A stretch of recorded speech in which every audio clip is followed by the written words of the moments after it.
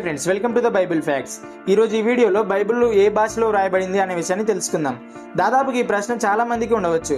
ముందుగా మనం పాత నిబంధన గురించి తెలుసుకుందాం. పాత నిబంధన 2 భాషలో వ్రాయబడింది. అవే హిబ్రూ, అరమిక్ భాషలు. పాత నిబంధన ఎక్కువ శాతం హిబ్రూ భాషలోనే వ్రాయబడింది.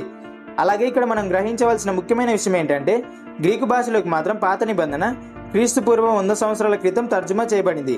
అనగా క్రీస్తు పుట్టక మునుపు 100 సంవత్సరాల క్రితం తర్జుమా చేయబడింది. ఇప్పుడు ఈ 3 భాషలో హిబ్రూ భాష గురించి మనం తెలుసుకుందాం.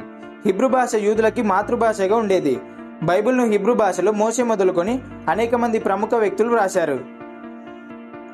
హిబ్రూ భాష ఎలా ఉండేదో చెప్తా వినండి. మనం ఏదైనా ఒక సెంటెన్స్ లేదా ఒక లైన్ రాయాలంటే ఎలా రాస్తాం? ఎడమ నుండి కుడికి రాస్తాం, అవునా? కానీ హిబ్రూ భాష కుడి నుండి ఎడమకి వ్రాయబడింది. అలాగే వ్రాయబడిన అంశాన్ని నిలువు వరుసలో అమర్చేవారు.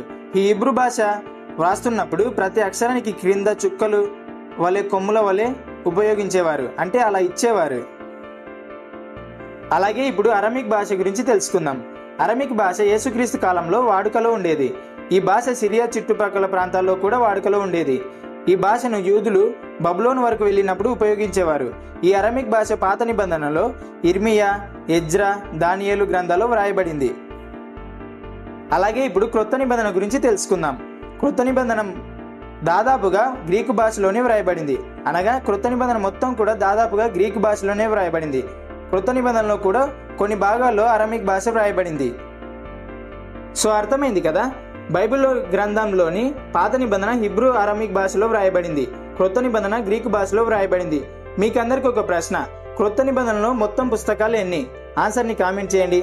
మీకు ఈ వీడియో ఇన్ఫర్మేటివ్గా అనిపిస్తే లైక్ చేసి మీ ఫ్రెండ్స్కి షేర్ చేయండి. Thanks for watching.